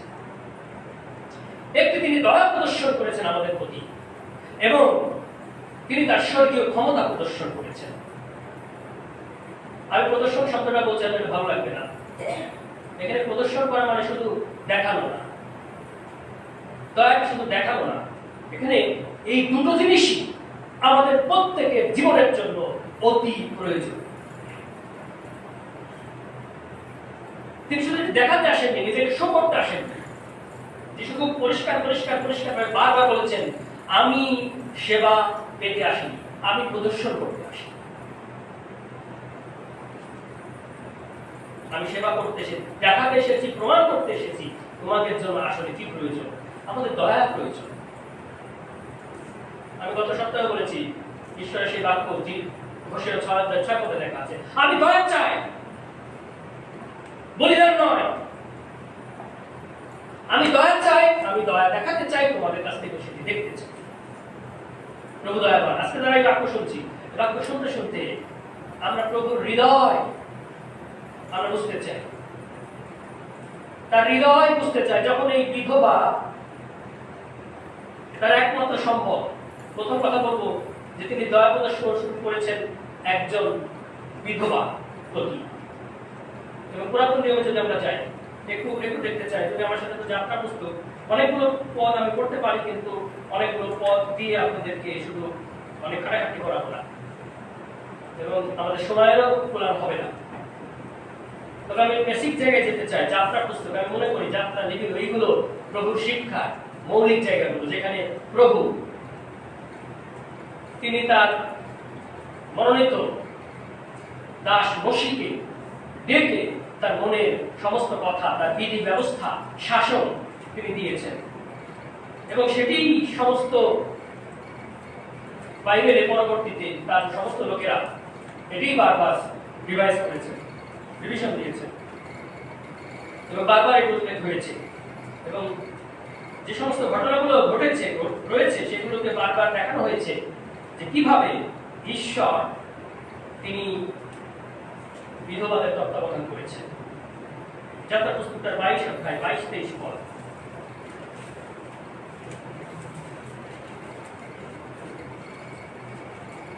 যদি একটু খেয়াল করি, তিনি স্পষ্ট করছেন, তোমরা কোনো বিধবাকে কিংবা পিতৃহীনকে দুঃখ দিও না। আমাদের মনে রাখা দরকার, ঈশ্বর খুব স্পষ্ট করে বলছেন, তোমরা কোনো বিধবাকে কিংবা পিতৃহীনকে দুঃখ দিও না। তাহাদিকে কোনো মতে দুঃখ দিলে যদি তাহারা আমার নিকটে ক্রন্দন করে, তবে আমি অবশ্য তাহাদের ক্রন্দন শুনি, আর আমার ক্রোধ প্রজ্বলিত হইবে এবং আমি তোমাদিগকে খড়গ দ্বারা বধ করি, তাতে তোমাদের স্ত্রীরা বিধবা ও তোমাদের সন্তানগণ পিতৃহীন হইবে। প্রভু এবার প্রভু ধর্মময়, প্রভু জানেন এমনিই তো সমাজে নারীদের অবস্থান খুবই দুর্বল, এবং আমি মনে করি এই কথার মধ্য দিয়ে ঈশ্বর শুধু নারীদের সম্মান করছে তা না, এমনি লোকলিখিত সুসমাচার যখন পড়ি আমি বেশিরভাগ দেখি এখানে বিশেষ করে মহিলাদের, নারীদের অত্যন্ত সম্মুখে এবং ভালো একটা ভূমিকায়, এবং প্রভু যে তাদেরকে ভালোবাসেন, তত্ত্বাবধান করেন এবং তাদেরকে ব্যবহার করেছেন অনেকবার দেখা যায়। এবং এই ঘটনাটা, এই যে নাইনগরের এই ঘটনাটা অন্য সুসমাচারে পাবেন না। প্রভু যিশু যে 3টি জীবনদানের ঘটনা, মানে আমি জানি না, হয়তো আরো বেশি লোককে জীবন দিয়েছে, আরো অনেক হয়তো মৃত্যু থেকে জীবিত হয়েছে, কিন্তু সুসমাচারে 3টা সুসমাচারে টোটাল 3টা ঘটনা এসেছে মৃত্যু থেকে জীবন দেওয়া। অনেকে মনে করে যে শুধু লাসারকেই যিশু জীবিত করেছে, না, যিশু অনেককে জীবিত করেছে। কিন্তু এই জীবিত করার ঘটনা, অবশ্যই এখানে বড় বিষয় কিন্তু মৃত্যু থেকে জীবিত করা, কিন্তু আমরা শুধু মৃত্যু থেকে জীবিত করাটাকে বড় করে দেখে অন্যগুলোকে আমরা এড়িয়ে যেতে চাই না। আজকে বড় করতে চাই যে প্রভু যিশু সবচেয়ে একজন দুর্দশাগ্রস্ত ব্যক্তি, একজন মহিলা, যিনি বিধবা, তার স্বামী নাই, প্রথমত যার আয়োজনের প্রধান যে কর্তা তিনি নেই, অনুপস্থিত, তাকে ডিপেন্ড করতে হবে অন্য কিছু। দ্বিতীয়ত, তার একমাত্র ছেলে, যে মাত্র যুবক হয়ে উঠেছে, বয়স কত? 25-30, যে মাত্র হয়তো কাজকর্ম শুরু করেছে, হয়তো মাত্র এই মা, এই বিধবা মা, যে তার সন্তানের উপর একটু আশা ভরসা রাখতে শুরু করেছে, যে আমার ছেলে মাত্র ইনকাম শুরু করেছে, বা লেখাপড়া শেষ করেছে, বা ইউনিভার্সিটিতে পড়ছে, কলেজে পড়ছে বা টেকনিক্যালে পড়ছে, এই তো মাত্র শেষ করবে, আর 2 বছর আছে, তারপরে একটা ভালো চাকরি পাবে, নাহলে বিসিএস করবে, নাহলে একটা ভালো পজিশনে যাবে। তারপরে এতদিন যে আমি দুঃখ করেছি, আমি যে কষ্ট করেছি, আমি খেয়ে না খেয়ে মানুষের বাড়ি কাজ করে বা কারোর কাছে করুণার পাত্র হয়ে, আমার অভিজ্ঞতা নয়, আমি কাজ জানি না, হয়তো এইভাবে আমি কোনোরকম পয়সা করে সংগ্রহ করে আমার সন্তানকে আমি গড়ে তুলেছি, মানে বুকের ধন মানে আগলে রেখে, হয়তো আরেক বছর পরে আমার সব দুঃখ কষ্ট অভাব মিটে যাবে। এই সময় যদি তার ছেলে মারা যায়, একটু চিন্তা করতে হবে আমাদেরকে। প্রভু যখন কোন রিকোয়েস্ট ছাড়া, চিন্তা করবেন, যিশুকে কেউ রিকোয়েস্ট করেনি এই বিধবার মহিলাকে সুস্থ করতে হবে বা জীবিত করতে হবে। অন্যান্য জায়গায় রিকোয়েস্ট এসেছে, আগের ঘটনায় রিকোয়েস্ট এসেছে, অনুরোধ এসেছে, প্রভু আপনি সেখানে যান। প্রভু যিশু দেখলেন, লেখা আছে, আমরা একটু আবার পড়ি, তিনি নগরদ্বারের নিকটবর্তী হইলেন, দেখো লোকেরা একটি মরা মানুষকে বহন করিয়া বাহিরে লইয়া যাইতেছিল, সে আপন মাতার একমাত্র পুত্র, এবং সেই মাতা বিধবা, আর নগরের অনেক লোক তার সঙ্গে ছিল। হ্যাঁ, অনেক লোক ছিল, যিশুর সাথে অনেক লোক ছিল। নগরদ্বারে, বিশেষ করে সেই সময় যে সমস্ত নগরগুলো ছিল, শহরগুলো ছিল বেশ, সেখানে সংঘবদ্ধভাবে মানুষ বাস করতো এবং প্রাচীর দিয়ে ঘেরা ছিল, একটা দরজা ছিল, প্রধান গেট, সেই গেটের কাছে সমস্ত লোকদের বাজার, প্রধান লোকেরা এবং অন্যান্য সমস্ত কিছু লেনদেন সেখানে হতো এবং অবস্থান ছিল শহরের নগরের বাইরে। সেখানে অনেক লোক থাকতো এবং নগর দ্বারের কাছে গেটে গেলে বিভিন্ন শ্রেণীর লোক পাওয়া যেত। এবং এমন একটি জায়গায় ঘটনাটা যেখানে অনেক লোকের কথা এখানে বলা হচ্ছে, কারণ এই ঘটনাটি ঘটেছিল অনেক লোকের সামনে। এবং তার মধ্যে যিশু দেখলেন, এটি যিশুর দেখার কথা বলছি। 13 পদ, তাহাকে দেখিয়া প্রভু তাহার প্রতি করুণাবিষ্ট হইলেন, কহিলেন, কাঁদিও না। এই বিধবার কাছে যাচ্ছেন। যিশু এই কথা বলার পূর্বের কথা আমরা একটু চিন্তা করব। যখন প্রভু যিশু এই বিধবা মহিলার কাছে যাচ্ছে, বলছে কাঁদিও না, তার আগের কথাগুলো চিন্তা করি। অনেক লোক তার ডেড বডি বহন করে নিয়ে যাচ্ছে, হয়তো কফিন নিয়ে যাচ্ছে। এখানে খাট বলা হয়েছে বা অন্যান্য জায়গায় ইংরেজিতে বলা হয়েছে ফিউনারাল কোচ বা কফিন বক্স, যাক যেভাবে হোক নিয়ে যাচ্ছে। লোকেরা কি বলছে? আপনি চিন্তা করেন না, আপনার ছেলের দাফন কাফন করার জন্য যা কিছু করার আমরা তো আছি। আন্টি, পিসি বা খালা মাসি, চিন্তা করেন না, কাকি জেঠি, আমরা তো আছি। এটা তো সান্ত্বনা, ঠিক না? এই তো বলে নাকি? কেউ কেউ গিয়ে হয়তো বলে, কান্না করে আর কি হবে, যা হবার তো হয়েই গেছে, কেউ তার চিরকাল থাকবে না। এটাই তো বলে নাকি? যদি আমরা কিভাবে চিন্তা করি, আপনার আমাদের সমাজে কি করি, এভাবে এগুলো কিন্তু সান্ত্বনা দিই। সবাই তো একদিন চলেই যাবে, যে চলে গেছে তার জন্য কি হবে, আপনি এই কথাগুলো বলি। লোকেরা এই কথাই বলছে। কিন্তু যার একমাত্র ছেলে, স্বামী নাই, ছেলেটাকে অবলম্বন করি, যাদের একমাত্র ছেলে, তারা জানি ছেলেকে ছাড়তে চায় না, এমনকি বিয়ে হইলেও ছাড়তে চায় না, একেবারে কোলের মধ্যে করে রাখতে চায়। এটা একটা বাস্তবতা। যদিও বিয়ে হলে সন্তানের বউ আসলে তখন কিন্তু স্বামী স্ত্রী তারা আলাদা হয়, আসলে আলাদা হওয়া উচিত। কিন্তু যারা একমাত্র সন্তানের মানে মা, তারা কখনোই ছাড়তে চায় না। আর বিধবা হলে তো কথাই নেই। কোন সান্ত্বনায় আমি মনে করি এই বিধবা মাকে সান্ত্বনা যুক্ত করছে না। আর চোখের সামনে সন্তানকে ঘাড়ে করে নিয়ে যাচ্ছে, আর আমরা বলি চিরনিদ্রায় শায়িত করতে, চির নিদ্রায় শায়িত করতে। হয়তো কেউ কেউ বলছে এই যে বিধবার সন্তান না ফেরার দেশে চলে যাচ্ছে। আমরা অনেক সময় শব্দগুলো ব্যবহার করি, ঠিক না? মন্ডলীতে অনেকের স্মরণ সভায় ব্যবহার করি। আমি খেয়াল করছিলাম, আমাদের স্যারের স্মরণ সভাতেও একজন বলছিল আমাদের প্রিয় ব্যক্তি না ফেরার দেশে চলে গিয়েছিলেন। আমি ধন্যবাদ দিই যে আমাদের রেভারেন্ড আশাকে এই কথাটা ধরেছিল। তার আগেও আমি ধরেছিলাম, আমার বলা শুনতে পাইনি, আমি খুব মাইন্ড করেছি। প্রভু যীশু এই কথাটারও একটা প্রতিবাদ এখানে করেছেন, আমরা দেখতে চাই। না ফেরার দেশ বলে বিশ্বাসীদের কাছে কিছু নেই। না ফেরার দেশ আবার কোনটা? ওটার ভূখণ্ড কোথায়? ওটার আয়তন কত? ওটা খালি কারাবাস করে? এটা কোনটা প্রেসিডেন্টকে? ওটা আবার কোন দেশ? যারা প্রভুকে জানে না, যারা জীবনের নিশ্চয়তা জানে না, যাদের কোনো বিশ্বাস নাই, তাদের কোনো আশা নাই, তারা বলে ওটা না ফেরার দেশ। আর প্রভু যীশু বলছে এক্ষুনি তোমার ছেলে দিতে, কেঁদো না মা, কেঁদো না। এটি হচ্ছে যিশুর প্রকৃত সান্ত্বনা, কেঁদো না। অনেক জায়গায় প্রভু যীশু এই কথা বলেছে, কেঁদো না। আরেকজন বিধবার কথা আমরা পুরাতন নিয়ম থেকে যদি নেই, এলিও, তাই না? ওই যে সেই সারিপথের বিধবা,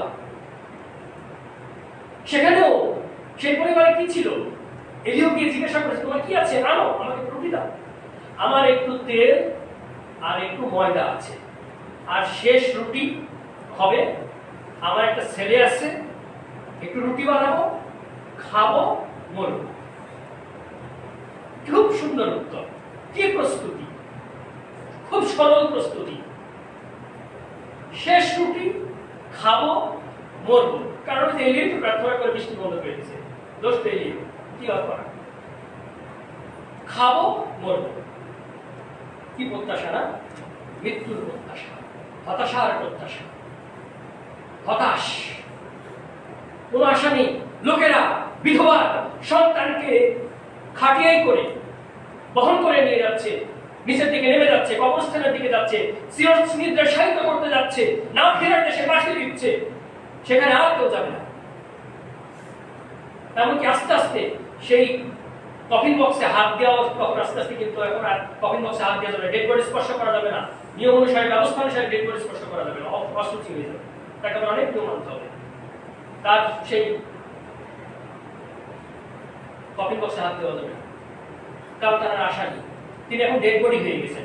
একটু আগে আদরের দোলাত ছিল, আগে মুখের ধন ছিল একটু আগে, এখন সে ডেড বডি হয়ে গেছে। হাত দেওয়া যাবে না, আশা নাই, সেই জন্য ক্রন্দন। তার আয় রোজগারের কেউ নাই, তাকে ভবিষ্যতে কে দেখবে? যদি আমরা বিধবাদের তত্ত্বাবধান সম্পর্কে আরো কিছু পদ দেখতে পারতাম, আমি পদে যেতে বলছি না, কিন্তু একটা ঘটনা বলছি। প্রভু যিশু এটি যখন শিখাচ্ছেন, তখন নতুন নিয়মে আমরা যখন দেখবো 6 অধ্যায়ে বিধবাদের তত্ত্বাবধান নিয়ে যখন ভুল ত্রুটি হয়েছিল, অসন্তুষ্ট হয়েছিল, সেখানে প্রেরিতরা সঠিক পরিচর্যা করবার জন্য দেখে 7 জন পরিচারককে বেছে নিয়েছিল। নতুন নিয়মে এটি শুরু হয়েছে। পুরাতন নিয়মে বলছে তোমার শস্য কাটার সময় যে দু একটা শীষ পড়ে থাকে, সেগুলো তোমরা কুড়াবা না, সেগুলো বিধবারা কুড়াবে। তোমার জিত বৃক্ষ যখন তুমি গাছের ফল পারবা, তোমার আঙ্গুর ক্ষেতের যখন ফল তুমি সংগ্রহ করবা, তখন এই ডালের মাথায় মাথায় যেগুলো থাকে সব পারবা না, ওইগুলো বিধবারা, ওইগুলো পিতৃমাতৃহীনরা, ওইগুলো বিদেশিরা, দিন দরিদ্ররা খাবে, কুড়াবে, ওটা তাদের প্রাপ্য। আমরা অবশ্য সব কুড়াইনি, একটা পড়ে থাকতে, একটা পড়লে ঠকলাম, কিন্তু প্রভু হৃদয় দেখো, আমরা দেখি। আর প্রভু তিনি তত্ত্বাবধান করছেন এইভাবে, খুবই প্র্যাকটিক্যাল।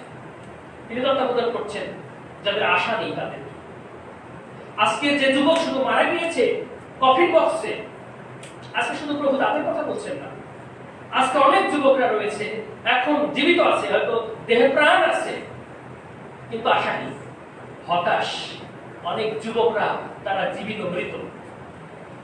অনেক মায়েরা ক্রন্দন করছে, ছেলের পেছনে খরচ করছে, ছেলেকে ড্রাগ কিনছে, ছেলের জন্য হাত খরচ দিচ্ছে, ছেলে গিয়ে প্রেমিকার জন্য খরচ করছে, ছেলেকে পড়াশোনা করতে দিচ্ছে, ছেলে সন্ত্রাসী কাজ করছে, বন্ধু বান্ধবদের নিয়ে উড়াচ্ছে পয়সা। জীবিত আছে, কিন্তু অনেক মায়ের চোখের জল পড়ছে অনবরত। আমাদের গ্রামে আমার খুব কষ্ট লাগে, আমাদের গ্রামটা খুব সুন্দর, আমি খুব পছন্দ করি, ছোটবেলা থেকে বড় হয়েছি তো, অনেক গোছানো একটা গ্রাম। আমি ঢাকায় আসার পরে যতবার গ্রামে গিয়েছি অনেক কষ্ট লাগে যখন গিয়ে দেখি সেখানে ড্রাগ ব্যবসায়ীদের দাপট, সেখানে সুশীল সমাজ বলে কিছু নেই, সেখানে বিবেকবানদের কোনো বিবেক কাজ করে না, সেখানে শিক্ষিতদের শিক্ষা কোনো ভূমিকা রাখে না। অথচ আমাদের গ্রামে বড় হওয়া ছেলে এখন অস্ট্রেলিয়াতে বিজ্ঞানী, অস্ট্রেলিয়ার গভর্নমেন্টের এবং জাপানের স্কলারশিপ পেয়ে পড়াশোনা করেছে। আমাদের গ্রামে অনেক বিসিএস ক্যাডার আছে। আমরা ছোটবেলায় দেখেছি তারা কি কষ্ট করে বড় হয়েছে। রাজু কলেজে আমাদের গ্রামের ছেলে শিক্ষক রয়েছে, কিন্তু সেখানে শিক্ষার বিবেকবাদদের ধর্মীয় মানসিকতার কারোর কোনো মতামত চলে না। সেখানে কর্তৃত্ব চলে ফেন্সিডিল গাঁজা ব্যবসায়ীদের। খুব খারাপ লাগে।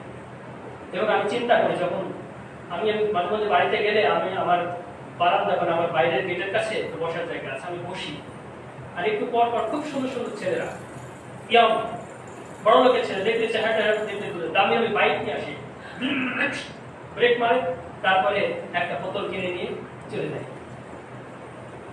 আর আমি চিন্তা করি, হাই রে স্মার্ট বয়, হ্যান্ডসাম বয়,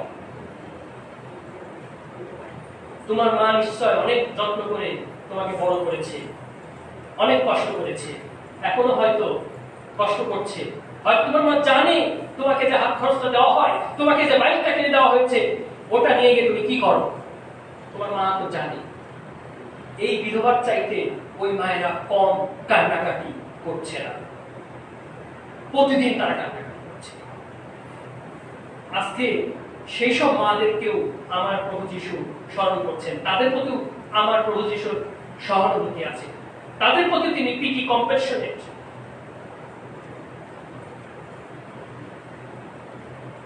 যাতে করে প্রত্যেকটি সন্তান, প্রত্যেকটি মায়ের সন্তান তারপরে ফিরে যেতে পারে, প্রত্যেকটি মায়ের সন্তান যেন অনন্ত মৃত্যুর দিকে না চলে যায়, প্রত্যেকটি মায়ের সন্তান যেন ধীরে ধীরে ওই না ফেরার দেশে চলে যায়, এরকম তিনি চান না। কিন্তু উপায় তো নাই, কেউ তো ফিরাতে পারে না, যেমনি মৃত্যু থেকে কেউ ফিরাতে পারে না। একটা যাচ্ছে কফিন বক্সে, আরেকটা যাচ্ছে বাইকে চলে চিরনিদ্রায় শায়িত হতে যাচ্ছে। যারা ড্রাগ নিচ্ছে তারা ধীরে ধীরে মৃত্যু করে ঢলে পড়বে। তাদের কার্যক্ষমতা, তাদের বিবেক বিবেচনা, তাদের দৈহিক ক্ষমতা, সমস্ত কিছু, রোগ প্রতিরোধ ক্ষমতা, সমস্ত কিছু দিন দিন শেষ হয়ে যাচ্ছে। প্রভু যিশু তাদের দিকেও দৃষ্টি আছে, তিনি আশাহীনদের তিনি আশা দিতে চান। যারা অনিশ্চয়তার মধ্যে আছে, প্রভু যিশু তাদেরকে নিশ্চয়তা দিতে চান। এটি হচ্ছে তার দয়া। সুতরাং প্রত্যেকের জন্য আজকে যারা এই বাক্য শুনছি আমরা, আমাদের প্রত্যেকের জন্য যারা হতাশাগ্রস্ত, যাদের ভবিষ্যৎ নাই, এই লকডাউনের মধ্যে, এই করোনা ভাইরাসের মধ্যে যারা মনে করছে আমার ভবিষ্যৎ মেরুদণ্ড ভেঙে গেছে, অনেকের কাছে আমি শুনেছি বলেছে, বাবু ভাই আমার ভবিষ্যৎ যা কিছু ছিল, ভাবছি এই করবো সেই করবো, বাড়ি করবো, তাই না? একজন বলছিল যে এই মাসের বাড়ির কাজে হাত দেওয়ার কথা ছিল। আমাদের দেশের শাহাদা থেকে গত শুক্রবার যে ডাক্তারের কাছে নিয়ে গেলাম, ডাক্তার অনেক হতাশার সাথে, অনেক ভালো ব্যবসা কিন্তু হতাশার সাথে হচ্ছিল, এই জানুয়ারি এই বছরে আমার বিল্ডিং এর কাজে হাত দেওয়ার কথা ছিল, শেষ, আশা শেষ, ব্যবসাটুকু টিকিয়ে রাখাই এখন দায়ী হয়ে গেছে। কর্মচারী যে কজন আছে অন্য বাসায় রাখি না, নিজের ঘরের মধ্যে এক রুমে রেখে খাওয়া দাওয়া কোনো রকম টিকে রাখছি, সংগ্রাম চলছে। অনেকেরই এরকম আশা প্রত্যাশায় আঘাত লেগেছে। আমি বলবো, প্রভু যিশু বলছে আপনি হতাশ হবেন না, আপনি কান্নাকাটি করবেন না। এলিও কিন্তু সেই বিধবাকে বলেছিল হতাশ হয়ে না, আমি যা বলি সেটা প্রভুর সাথে যাও, রুটি বানায় আমার কাছে নিয়ে আসো। যতদিন সেই অভাব ছিল, দুর্ভিক্ষ ছিল, তেল এবং রুটি শেষ হয় নাই, এবং বিধবার একমাত্র সন্তান মারা গিয়েও প্রভুর কাছে এই ঈশ্বরের প্রার্থনাতে সেই সন্তানকে ফেরত দিয়েছে, কারণ তার একমাত্র সম্পদ ছিল। প্রভু যিশু একটি কাজ করছেন, সেই সন্তানকে ফেরত দিচ্ছেন। কি বলে? লোকেরা যা বলছে প্রভু যিশু তা বলেননি। লোকেরা ওই বলে সান্ত্বনা দিয়েছে, সেই বলে সান্ত্বনা দিয়েছে, ধৈর্য ধরার কথা বলেছে। আর প্রভু বলেছে কান্নাকাটি করো না, শুধু বিশ্বাস করো, শুধু প্রত্যাশা রাখো। লুকার অধ্যায় যেখানে আমরা বলছিলাম যে জাইরের কন্যা যখন বলেছে সে মারা গিয়েছে, আশা নাই, যিশু বলছে শুধু বিশ্বাস রাখো, শুধু বিশ্বাস রাখো। এবং সেই বিশ্বাসের ফল আমরা দেখেছি, সেই কন্যাকেও সেই তিনি জীবন দিয়েছেন, ফিরিয়ে দিয়েছেন। আজকে এখানে দেখছি প্রভু যিশু এই ছেলেকে, বিশেষ করে যুবককে, পরে তিনি নিকটে গিয়ে খাট স্পর্শ করেন, আর বাহকেরা দাঁড়াইলেও তিনি কহিলেন, হে যুবক, হে যুবক, তোমাকে বলিতেছি উঠো। শুধু এই দৈহিক মৃত যুবককে তিনি বলছেন না, তিনি এই পৃথিবীর কোটি কোটি আত্মিক মৃত যুবককে বলছেন, উঠো, মাথা শক্ত করো, তুমি আপন বলে দাঁড়াও, তুমি ফিরে আসো, তুমি ঘুরে দাঁড়াও, তুমি তোমার মায়ের কান্নার কারণ হইও না, তুমি সমাজের, তুমি মন্ডলীর হাহাকার কারণ হইও না। প্রভু যিশু খুব পাওয়ারের সাথে বলছেন, তার অথরিটির সাথে বলছে, একজন মৃত ডেড বডিকে বলছে। এটি একটা হচ্ছে ক্ষমতার প্রকাশ। যে ডেড বডি, যার কোনো আশা নাই, যাকে বলা হচ্ছে না ফেরার দেশে, যাকে বলা হচ্ছে চিরনিদ্রায় শায়িত, আর প্রভু বলছেন এটি নিদ্রাগত, এটি চিরনিদ্রা না, এই ঘুম আমি ভাঙাবো। প্রভু যিশু তার ক্ষমতার মধ্য দিয়ে, তার স্বর্গীয় কর্তৃত্ব প্রকাশের মধ্য দিয়ে বলছে আমি সেই ঘুম ভাঙাবো। আমাকে আস্থা রাখতে হবে। আমি তোমার বেদনা দেখবো, আমি তোমার হাহাকার দেখবো, আমি দুঃখের তত্ত্বাবধান করবো, কিন্তু আমার সাথে থাকতে হবে। আমি মণ্ডলীর মধ্য দিয়ে তত্ত্বাবধান করবো। মণ্ডলীর মধ্যে তত্ত্বাবধান করছে না? মণ্ডলী স্থাপন হওয়ার পরে প্রেরিতরা মৃতদেরকে সুস্থ করছে, জীবিত করছে, প্রেরিতরা খঞ্জকে সুস্থ করছে, প্রেরিতরা অন্ধকে চক্ষু দিয়েছে, প্রেরিতরা সমস্ত রোগীদের সুস্থ করেছে, প্রেরিতরা বিধবার তত্ত্বাবধান করেছে মণ্ডলীর মধ্যে। প্রেরিতরা সেই সময় যে মণ্ডলী স্থাপিত হয়েছিল, সেই মণ্ডলীর লোকেরা তাদের নিজস্ব সম্পত্তি বলে কিছু রাখে নাই, সমস্ত কিছু সাধারণ জমা করেছিল, আর সবাই যার যার প্রয়োজন মতো মণ্ডলী থেকে পেয়েছিল। মণ্ডলী এমন একটি জায়গা, মণ্ডলী এমন একটি সংগঠন, মণ্ডলী এমন একটি প্রতিষ্ঠান যার মধ্য দিয়ে, যার প্রধান কর্তা হচ্ছে প্রভু যীশু। যদি কেউ ব্যক্তিগতভাবে বলে না মণ্ডলী আমার, তখনই মণ্ডলীতে করাপশন আসে। মণ্ডলী প্রভু যীশু, মণ্ডলীর মধ্য দিয়ে প্রভু যীশু তার দয়া এবং তার ক্ষমতা তিনি প্রকাশ করার জন্য আজও প্রস্তুত। কিন্তু আমরা গ্রহণ করতে প্রস্তুত কিনা?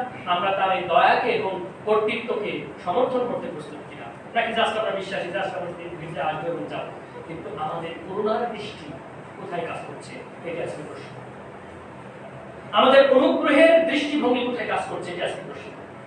আমাদের হৃদয় কি অন্যের দুঃখ দুর্দশাকে দেখতে পায়? বিশেষ করে বিধবা, পিতৃমাতৃহীন, বিদেশি দুঃখ দুর্দশাকে আপনি দেখতে পায়? আমাদের সেই দৃষ্টিকে আজকে থেকে জাগরিত করতে চাচ্ছেন, এবং এই সন্তানকে তিনি সুস্থ করলেন। তাহাতে সেই মরা মানুষটি উঠিয়া বসিল এবং কথা কহিতে লাগিল। পরে তিনি তাহাকে তাহার মাতার হস্তে সমর্পণ করিলেন। লক্ষ্য করবেন, অন্যান্য জায়গায় প্রভু যীশু ভূত ছাড়িয়েছেন, অন্ধকে চক্ষু দিয়েছেন, কাউকে কাউকে বলেছেন আমার পশ্চাৎ আইসো। প্রভু যীশু কিন্তু এই সন্তানকে, এই যুবককে বলেনি আমার পশ্চাৎ আইসো। প্রভু যীশু বলেছেন, কি বলেছেন আমরা একটু খেয়াল করি। পরে শেষ অংশ, পরে তিনি তাহাকে তাহার মাতার হস্তে সমর্পণ করিলেন। তার মায়ের এটিই প্রয়োজন ছিল, একমাত্র সম্বলকে তিনি ফিরত দিলেন, এই মায়ের ভবিষ্যৎকে তিনি ফিরত দিলেন, এই মায়ের আশা আকাঙ্ক্ষাকে তিনি পূর্ণ করলেন। এই বিধবার যে প্রাপ্য মণ্ডলী থেকে, জিহুদি মণ্ডলী, ইসরায়েল মণ্ডলী সেটা দিতে পারেনি, এই মায়ের প্রাপ্য প্রভু যীশু ফেরত দিয়েছে। এবং প্রভু যীশু সমস্ত মানুষের কাছে এই বার্তা দিয়েছেন, স্বর্গের যে কর্তৃত্ব, স্বর্গের যে প্রভুত্ব, জীবনের যে মালিক। মতি 10 অধ্যায়ে প্রভু যীশু এই কথা বলেছেন, যারা মাত্র দেহ ধ্বংস করতে পারে, আত্মা নয়, তাদেরকে মান্য করে ভয় করে লাভ নেই, বরং যিনি দেহ এবং আত্মা উভয়ের সৃষ্টিকর্তা, উভয়ের ধ্বংসকর্তা, তাকে মানবে, তাকে ফলো। প্রভু যীশু সেই দেহ এবং আত্মা উভয়েরই মালিক, উভয়েরই জীবনদাতা, অনন্ত জীবনদাতা। সুতরাং আমাদের যদি অনন্ত জীবী হতে হয়, তাহলে প্রভু যীশুকে বিশ্বাসে গ্রহণ করতে হবে। এটি তার কর্তৃত্ব। এই কর্তৃত্ব তিনি এসেছেন। স্বর্গের এবং পৃথিবীর সমস্ত কর্তৃত্ব আমাকে দত্ত হয়েছে, অর্থাৎ তোমরা লোকদের কাছে গিয়ে বলো, লোকেরা যেন আমাকে বিশ্বাস করে। তাহলে তাদের জীবনে সেই প্রত্যাশা তৈরি হবে, যেটি জীবন্ত প্রত্যাশা, সেটি অনন্ত প্রত্যাশা। প্রথম পিতর সেটি বলেছেন তিনি।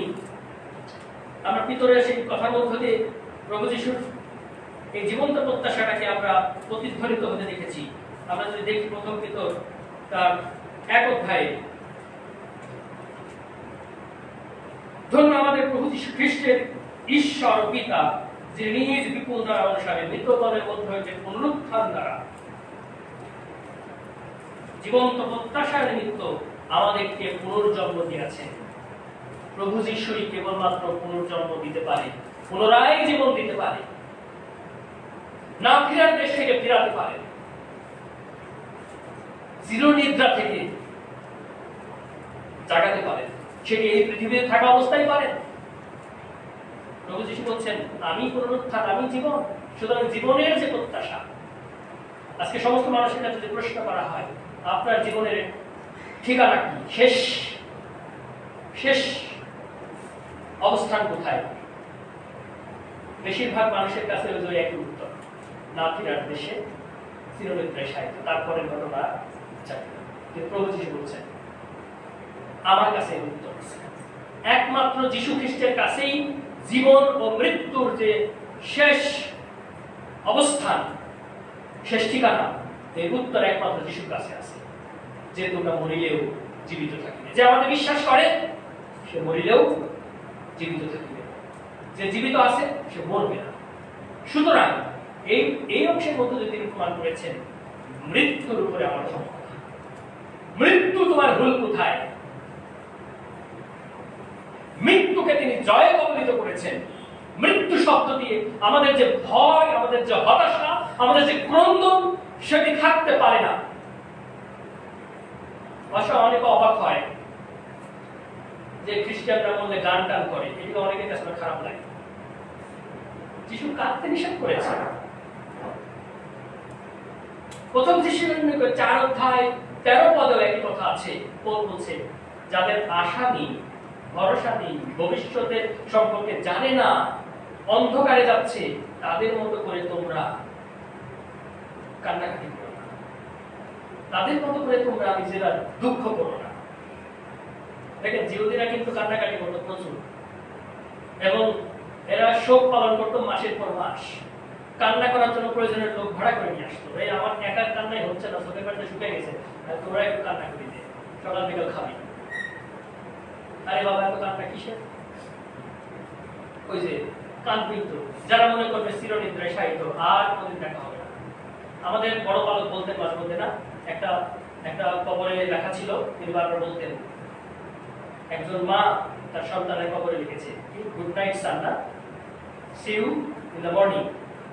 কি সুন্দর কথা, বারবার তিনি বলতেন। আমি অবশ্যই সেদিন একটা আমাদের প্রপাতিতে একটা পোস্ট করেছিলাম, আমি রাতে খোঁজার চেষ্টা করলাম, প্রপাতিতে এসে আমার মনে পড়ছে না, আমাদের স্যারের কবরের সাথে ওই একই কথা লিখে দেওয়া হয়েছে। আমি খুব খুশি হয়েছি। এটি আমাদের কান্নার বিষয় নয়। যারা প্রভু যিশুতে আছে, যারা প্রভু যিশুতে বিশ্বাস করেছেন, যারা প্রভু যিশুতে বিশ্বাস করবেন, তাদের জন্য একই কথা, কেঁদো না, হতাশ হয়েও না। সেই সমস্ত অসহায়দের জন্য, বিধবার জন্য, পিতৃমাতৃহীনদের জন্য, সম্বলহীনদের জন্য একই সান্ত্বনা, আমি সঙ্গে আছি, আমি তোমাদের স্বয়ং তত্ত্বাবধান করছি, সেই জন্য আমি স্বর্গ থেকে নেমে এসেছি, আমি তোমাদের সঙ্গে আছি, তোমরা অনাথ না, আমি তোমাদের যোগান দিতে সক্ষম, আমি তোমার ব্যবসাকে পুনরুজ্জীবিত করতে সক্ষম, আমি তোমাকে নতুন চাকরি দিতে সক্ষম।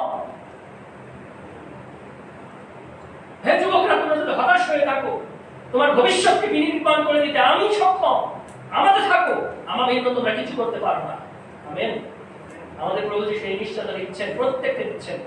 সেজন্য আমি দুটো শব্দ বলেছি প্রথমেই, তিনি আমাদের সমস্ত ভার বহন করছেন এবং তিনি আমাদের অনন্তকালীন যত্ন নিচ্ছেন, প্রত্যাশা দিচ্ছেন, তিনি আমাদের জীবনের মান। সুতরাং আমরা তাতে নির্ভর করি, আমাদের জীবন তার কাছে সমর্পণ করে দিই, আমাদের ভাবনার ভার তার উপর ফেলে দিই, আমাদের অনন্ত ভবিষ্যৎকে তার উপরে দিই এবং তার বাধ্যতায় চলি। এবং তিনি যে শিক্ষা দিয়েছেন এর মধ্য দিয়ে যেন আমরা ওই ধরনের অসহায়দেরকে তত্ত্বাবধান করতে পারি, যেন আমরা আমাদের যুবকদেরকে প্রভুর পথে রাখতে পারি, আমাদের যুবকরা যেন তার বাবা মায়ের কাছে থাকে। যদিও এখন অনেক সময় খুব কিছু খারাপ জিনিস দেখতে পাই, আমি একটু বলতেই চাই, পালকরা না বললে কে বলবে, যত দোষ পালকদেরই, অসুবিধা নেই। আমরা প্রভু যিশুর কথা ছেড়ে দিয়ে বর্তমানে আমরা ইউরোপ আমেরিকার কথা বেশি আমরা এখন ব্যবহার করি, এবং মানুষ আমাদেরকে বলতেই শুরু করেছে যে খ্রিস্টানরা তো ওই বিদেশি, আর বিদেশি মানে আমেরিকা আর ইউরোপ। যদিও যিশু কোথাকার, আমি যদি বলি একটু অনেকে হয়তো মাইন্ড করতে পারেন, যিশু এশিয়ার, বা তিনি সমস্ত পৃথিবীর, কিন্তু আমরা কালচার গ্রহণ করি ইউরোপের আমেরিকা না। বাঙালিদের ফুল প্যান্ট আছে, এখন আমরা হাফ প্যান্ট পরি। তো দুঃখের বিষয়, আমাদের যুবক যুবতীরা বিয়ের আগে হাত ধরে ছেলে মেয়েদের হাঁটাহাঁটি করে, বিয়ের আগে আবার বিয়ের টেস্ট হয়, তাই না? খুব খারাপ বিষয়, আমরা এই বাংলাদেশে নিয়ে এসেছি অলরেডি। ইউরোপ ফ্লপ খেয়েছে, আমেরিকা ফ্লপ খেয়েছে, মন্ডলীতে কেউ যায় না, মন্ডলীগুলো চার্চ বিল্ডিং গুলো সিনেমা হল হয়েছে, সেগুলো এখন মিউজিশিয়ান হয়েছে। বাংলাদেশে কি তাই হতে পারে? হতে পারে না, আমরা হতে দেব না। প্রভুর বাক্য যদি আমাদের সাথে থাকে, আমরা আমাদের সন্তানরা বাবা মার সাথে থাকবে, সন্তানরা সানডে স্কুলে থাকবে, সন্তানরা বাক্যের সাথে থাকবে, সন্তানরা ঈশ্বরের সাথে থাকবে। প্রভু যিশুর যে জীবন, সে জীবন নিয়ে তারা বেড়ে উঠবে। বিপক্ষে আমাদের বিরুদ্ধে কথা বলতে পারবে না। আমরা খ্রিস্টের দুর্নাম হতে দেব না। যেন জীবনের প্রত্যাশাকে আমরা জাগ্রত করে রাখতে পারি। এমন কিছু করবো না যাতে প্রভু যিশু আমাদের থেকে মুখ ফিরিয়ে দেন। আজকে সারা পৃথিবীতে, আজকে ইউরোপের প্রথম আঘাত, আমেরিকাতে প্রথম আঘাত কেন? তাদের সমস্ত প্রযুক্তি, টাকা পয়সা, অর্থ সম্পদ, জ্ঞান, গরিমা, বিজ্ঞান কোনো কিছু তাদের কাছে রক্ষা করতে পারেনি। সেখান থেকে আমাদের শিক্ষা নিতে হবে। বাংলাদেশেও তার ছোঁয়া লেগেছে, বাংলাদেশে আমাদের সাবধান হতে হবে। আজকে সাবধানতার বিষয়, কান্নাকাটি করে লাভ নাই। যদি প্রভুর সাথে না থাকি, তাহলে হাজারো কান্নাকাটি করে, অনেক পয়সা দিয়ে লোক ভাড়া করে নিয়ে কান্নাকাটি করেও কোনো ফল হবে না, কারণ অনন্ত জীবন হারালে আর কিছুই থাকবে না। প্রভু যিশু আমাদের ভালোবাসে, তিনি করুণাময়, তিনি আমাদের প্রতি তার ভালোবাসা, করুণার দৃষ্টি আছে। আমাদের প্রত্যেককে ব্যক্তিগতভাবে ভালোবাসেন, প্রত্যেকের হতাশার দিকে তার দৃষ্টি আছে। আসুন আমরা তার কাছে সমর্পিত হই, ভুল ত্রুটি স্বীকার করি, আমরা তার কাছে আমাদের ভার রাখি, আমরা হতাশ না হই, আমাদের ভবিষ্যৎকে তার কাছে রাখি, আমরা অনন্ত জীবন গ্রহণ করি। আমাদের ব্যক্তিগত অপরাধ আমরা ক্ষমা চাই, প্রভুর বাক্য পড়ি, স্টাডি করি, ধ্যান করি এবং প্রত্যেকের জীবনের ব্যক্তিগত কাজে লাগাই। আপনি আপনার সন্তান হারিয়ে গেলে কান্না করবেন না, কান্না করে কোনো লাভ হবে না। আপনার সন্তান কাছ থেকে বাক্য দেন, যিশুর সাথে পরিচয় করাই দেন, যিশু তাকে তুলবে, যিশু তাকে উঠাবে, যিশু তাকে জীবন দেবে এবং আপনার আনন্দের কারণ হবে। আসুন আমরা প্রার্থনা করি, সমর্পিত করি। স্বর্গের মহান পিতা, আজকে যে বাক্য তুমি আমাদেরকে দিয়েছ প্রভু, ধন্যবাদ দিই। এই বাক্যের মধ্য দিয়ে তুমি আমাদের সাথে কথা বলেছ, আমাদেরকে উৎসাহ যুক্ত করেছ, আমাদের প্রত্যাশা দিয়েছ প্রভু, যেন তোমার সেই দেওয়া জীবন, তোমার দেওয়া অনন্ত জীবন, তোমার দেওয়া স্বর্গীয় জীবন আমরা প্রত্যেকে যেন গ্রহণ করতে পারি। প্রত্যেককে, যারা আজকে এসে আকাঙ্ক্ষী হয়েছে, যারা শুনছে, প্রত্যেককে তুমি সেই জীবন দাও। এবং যতদিন এই পৃথিবীতে আসি, এই পৃথিবীতে জাগতিক যে আকাঙ্ক্ষা, চাওয়া পাওয়া, আমাদের প্রয়োজনীয় সমস্ত কিছু তুমি দাও প্রভু। আমি বিশ্বাস করি সেগুলো তুমি দিতে সক্ষম প্রমাণ করেছো। তুমি সেগুলো আমাদের জীবনে প্রকাশ করো, যেন আমরা আনন্দ করতে পারি এবং কৃতজ্ঞতা তোমার সামনে বারবার ফিরে আসতে পারি, তোমার গৌরব বহন করতে পারি এবং আমরা বলতে পারি আমাদের জীবন তো প্রভু আব্রাহামের ঈশ্বর, তিনি আমাদের সমস্ত প্রয়োজন মিটিয়ে দিচ্ছে। আমরা তোমার সঙ্গে থাকতে চাই, আমাদের প্রত্যেককে। যদি কেউ এখন তোমার থেকে অনেক দূরে থাকে, প্রভু আজকে তোমার সঙ্গে যুক্ত হতে সাহায্য করো। আমাদের দুর্বলতা ক্ষমা করো, বিশেষ করে শয়তানের সব ধরনের সূক্ষ্ম চক্রের চালাকি, অবাধ্যতা থেকে আমাদেরকে মুক্ত করো। প্রভু যীশু খ্রিস্টের নামে এই প্রার্থনা আছে। এখন পিতা ঈশ্বরের প্রেম, আমাদের প্রভু যীশু খ্রিস্টের মহান অনুগ্রহ, পবিত্র আত্মার পরিচালনা, সহভাগিতা, শান্তি আমাদের সাথে, সমস্ত খ্রিস্টের বিশ্বাসী বর্গের সাথে প্রভু যীশুর দ্বিতীয় আগমন পর্যন্ত নিত্য নিত্য অবস্থিত করো। আমেন। ইম্মানুয়েল, প্রভু আমাদের সঙ্গে আছেন। সবার শান্তি হোক।